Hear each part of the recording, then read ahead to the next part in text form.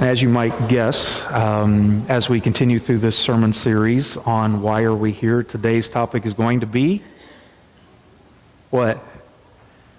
Worship. We're going to talk about worship. And it's kind of a logical following of where we have been, because the last couple of times we were in the Augsburg Confession and we talked about word and sacrament as part of the reason we are here. And where do we preach the word and where do we have the sacraments take place? Worship.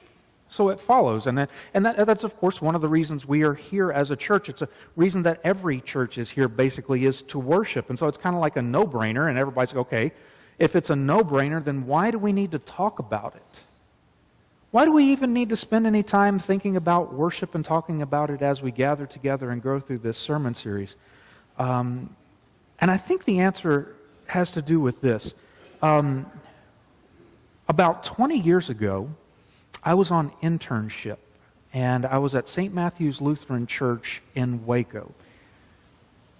And I remember while I was there that on a very regular basis, I would have folks come up to me, and generally they were a little older, and they would say this to me, and maybe you've heard this statement before. They would say, you know, Pastor, if I don't worship on Sunday, the rest of the week feels just out of whack. It just feels out of joint.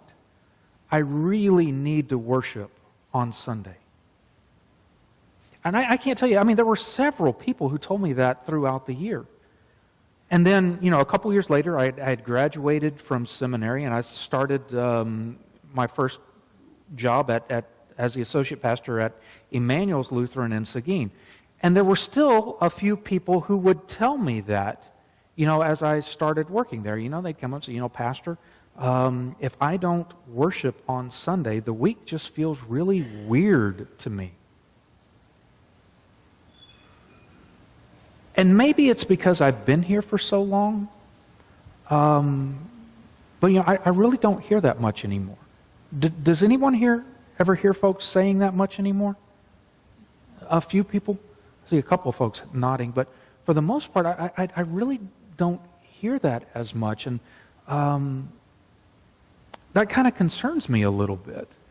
And I think there's partly a reason for that, and the reason for that has to do somewhat what is going on in society, because a lot has changed since I was on internship and I first started with my call of being a pastor. And the numbers of the polls bear that out. Because used to, people thought that when you worshiped regularly, that meant that you worshiped at least 2 or 3 times a month.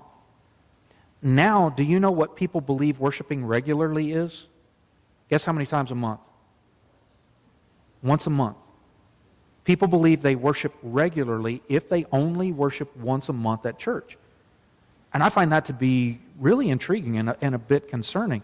And the other number that is a bit concerning is that they've done polls now, and young people, which I think they kind of defined as under the age of 30.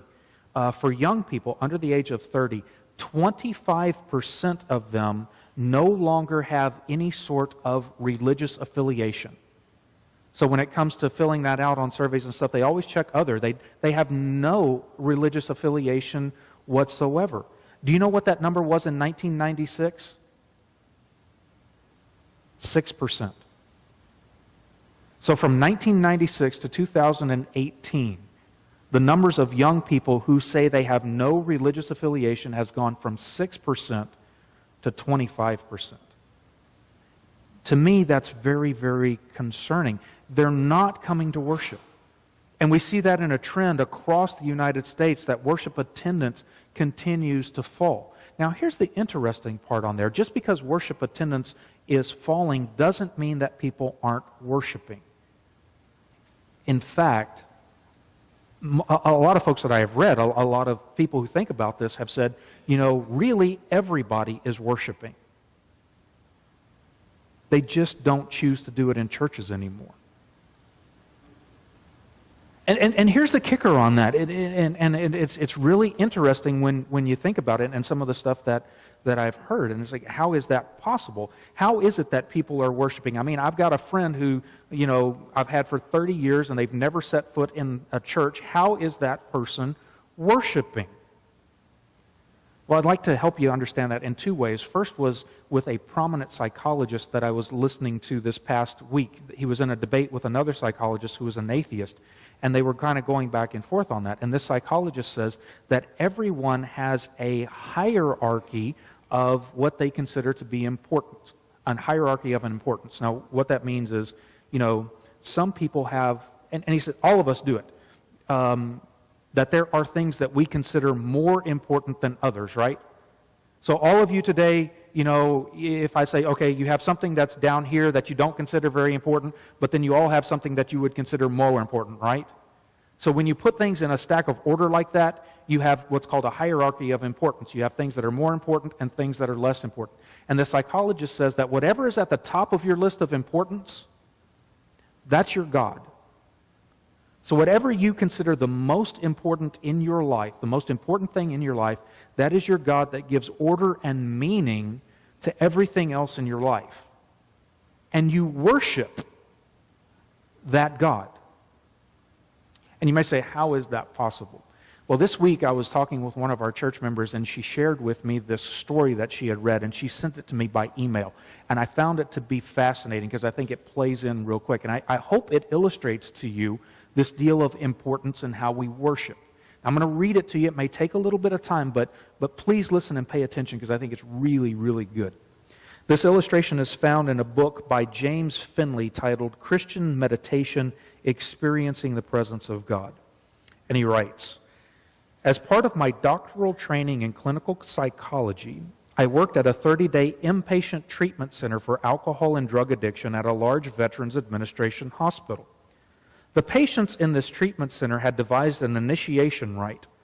By the time I was there, this rite had become an ongoing tradition, part of the process a person had to go through to be admitted to the unit. The initiation rite was held in a large room in the ward. The 50 or so members in the unit sat with their chairs facing inward around the four walls of the room. The middle of the room, around which the members sat, was empty of all furniture except for two chairs facing each other about 4 feet apart. The alcoholic seeking to be admitted to the unit was led into the room by one of the members who instructed the newcomer to sit down in one of the chairs. As the newcomer was led into the room, the alcoholic seated along the four walls of the room would all be looking downward, providing no eye contact, no smiles, and no indication to the newcomer of what to expect. Now, once the newcomer sat down, the member of the unit presiding over the rite would sit down in the other chair across from him, look him straight in the eye, and ask, "What do you love the most?" The newcomer, who was in most cases fresh off the streets, still shaky from the effects of alcohol abuse, would often blurt out something like, "My wife." At which points the silence of the room would be abruptly shattered by all the men lining the four walls, loudly yelling out in unison, "BS." I cleaned that up for you, by the way.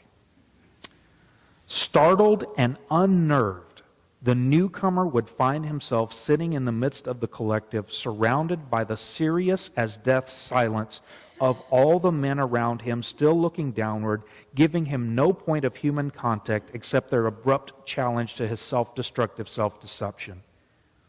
The interviewer would then, without delay, repeat the question, "What do you love the most?" The newcomer at this time, with some trepidation, would often say something like, "My children," at which the point the group would yell once again, "BS." This would continue until the newcomer would finally say, "Alcohol." At this point, everyone in the room would break into applause. The newcomer was instructed to stand. The members of the unit would line up, single file. In complete silence, each would approach the newcomer to hold him for a moment in a sincere embrace, welcoming him into their midst. You see the point of that story? Do you see what that person loved most? And when you think about someone who loves alcohol most, where do they worship? Any guess? At the bar. That's their cathedral. Seriously. The bar is their cathedral. And what do they think about all day long? the bottle, the flask, the jug. They pray for patience to get to that point where they can meet up with their friends and family at their place of worship. And then if they've enjoyed too much of their God, they bow at the porcelain throne. Yeah, but it's funny, but in a very real way, I hope you can see how that person worships. I mean, and it's the same thing with whatever you choose to be your God. Say your God is sports and athletics. Where's your cathedral? The stadium, right? And you go through the rituals of worship when you get there, of standing for the national anthem and standing for the school songs and celebrating, scoring touchdowns and this, that, and the other. This is your worship. I mean, you could also worship nature. You can also worship all of these things. And the interesting part about that is a lot of times when given the choice of worship, what do people choose? If people have the option of doing church or doing, say, baseball, what do they choose? What does the choice tend to be these days? Why? Well, because it's a lot more entertaining, isn't it? It's a lot more fun, isn't it? I mean, the interaction, the participation, everything else like that is a lot more. And with young folks, when like in our church, I mean, we're kind of guilty of this because as parents of our kids get confirmed, we say, okay, you're done.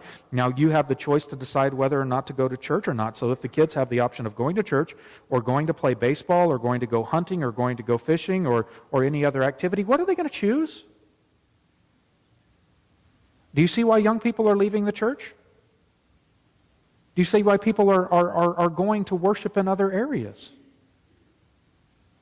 Because in a lot of ways they can't see the long-term consequences of worshiping these false gods. Because the deal is that, in our worship of these false gods, to begin with, it's excitement, it's thrilling, it gives us a big energy charge and everything else, but eventually, when you worship a false god, it's going to kill you. And this isn't coming from just me. This is not something that I discovered on my own. It's something that I learned both through experience and by reading other people.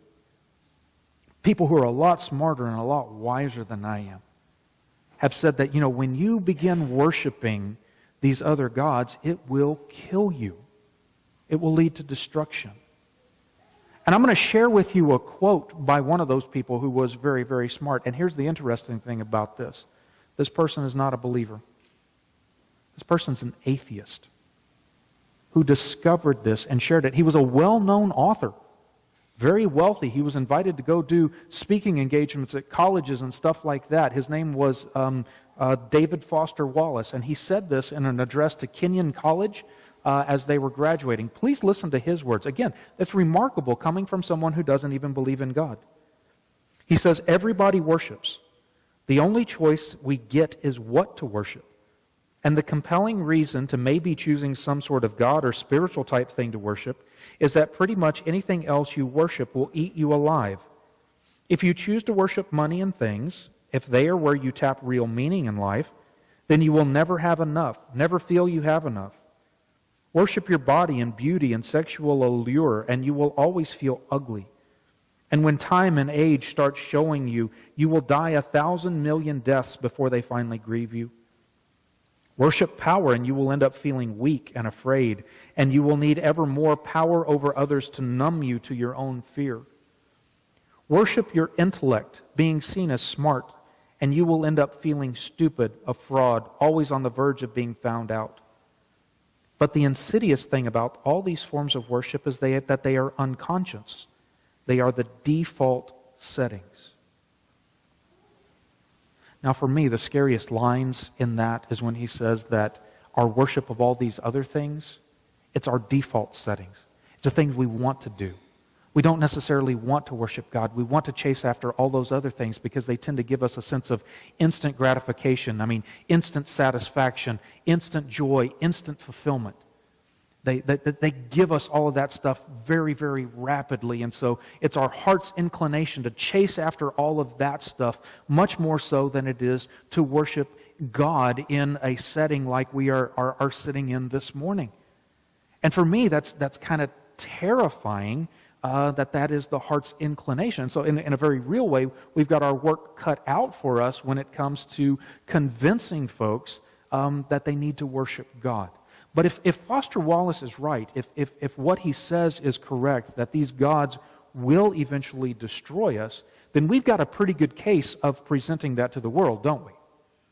We've got a pretty good case of going and saying, okay, we need to invite people to worship the one true God. And I mean, that's why our commandments, that's why Jesus says the first and greatest commandment is to love the Lord your God with all your heart, with all your soul, with all your mind, with all your strength, and to love your neighbor as you love yourself. So those are the two greatest commandments, all centered around worship of God. And if we present that to others, that should make a pretty good case. Do you think? Yes or no? I am looking and making sure you're nodding with me, because I didn't want to see if I put everybody to sleep yet. Okay, so that's a pretty good case, but there is a problem with that. And the problem is, if we leave people right there, they begin worshiping out of obligation. They begin worshiping thinking, okay, so if I worship this one true God, then I'm going to get all of this stuff. So if I stop going to baseball games, if I stop, going out and fishing and hunting, if I stop working on Sunday mornings and everything else, and I start coming to church, then I'm going to get peace, I'm going to get satisfaction, I'm going to get fulfillment, my life is going to work out well, everything's going to come to fruition. And so all of a sudden it's like I've got an obligation to fulfill. So what happens then if people start worshiping with that frame of mind and they don't get the promotion they were longing for? What happens if all of a sudden they're diagnosed with cancer and all of a sudden are facing chemotherapy and radiation? What happens if a loved one dies? What do they begin to think? It's not working, right? I'm doing this for God. I'm worshiping, I'm giving, I'm praying, I'm doing all of this stuff, and God's not giving me stuff in return. And so that worship obligation, that leads them to begin doubting God. That leads them to begin somewhat even hating God. And you know what? The televangelists who love to preach this stuff, they got a neat way out of that. Do you know what they'll tell you? Oh, you didn't get that job because... Why? You didn't give enough. You didn't have enough faith. You didn't pray enough. And so all of a sudden this vicious cycle starts. And it's horrible. It leads people away from God. And so this is why it's vastly important that we preach the gospel. This is why it's vastly important that we preach that Christianity is not about coming to worship to receive all of these things, to get something. We come to worship because we already have been given something. Do you know what I mean when I say that? We come to worship because we have already been saved by sheer grace. I mean, when we examine ourselves, we know that we have not loved the Lord our God with all our heart, with all our soul, with all our mind, and with all our strength. We know that we have not loved our neighbors as ourselves. We know we have fallen short of the glory of God and His commandments. We know we're not perfect individuals. And because we have not followed up to the perfection of God, we know that we can be on God's bad side. In fact, as Christians, we proclaim that we deserve God's punishment. But instead of giving us punishment, God gave us Jesus. Jesus came into the world, and when we couldn't love the Lord our God with all our heart, soul, mind, and strength, Jesus did. When we could not love our neighbor as ourselves, Jesus did. He did all of that, becoming the spotless Lamb of God. And then in the tradition and understanding of sacrificial atonement that is played out throughout the Old Testament, Jesus offered Himself to God on our behalf, taking our sin on Himself, taking our filthiness upon Himself, taking our imperfection upon Himself and putting it to death, and then giving us His righteousness, giving us His spotlessness, giving us His robes which are dazzling white, giving us His glory. And He did that not because we had done anything right. He did that not because we deserved it. He did it because He loved us. Sheer grace. And as we preach that, and as we begin to understand that, and as we grow in our understanding of what sheer grace is, our hearts and minds are changed so that we come to worship because we want to honor the one who did this for us. We love Christ. I mean, He wants to draw us away from those false gods, and rather than doing that by imposition, rather than doing it by punishment, He does it so that we would fall in love with Him by dying for us when we least deserved it. And as our hearts are drawn away from those things, we long to come to worship. We long to sing our praises. We long to offer our offerings and our tithes and what have you. We long to bring God glory and honor, not because we're going to get something out here, but because we have already been given everything at the cross. And when that happens, it begins to change us. And so right now, I'm going to do something a little bit different. As I begin to wrap this sermon up, I want to talk to the people who are not here. And I know that sounds kind of strange, but if you know some of the folks who I'm going to talk to, you'll have to convey this message. You'll have to tell them to go check out the YouTube link. But I want to talk to the people who aren't here. The people who, are really struggling. Those people who have worked 70 or 80 hours this last week, and Sunday comes around and it's their only day off, and they're dead tired, and they don't want to get out of bed. I want to talk to them. I want to talk to the ones who are having to work right now. The ones who are trying to make ends meet and their job puts demands on them that, forces them to work even on a Sunday, which used to be a sacred day. I want to talk to them. I want to tell you, I know that you're tired. I know that you're struggling. And I know that you're going through life and taking that day off and tired and exhausted to the hilt and wondering, what is it all about?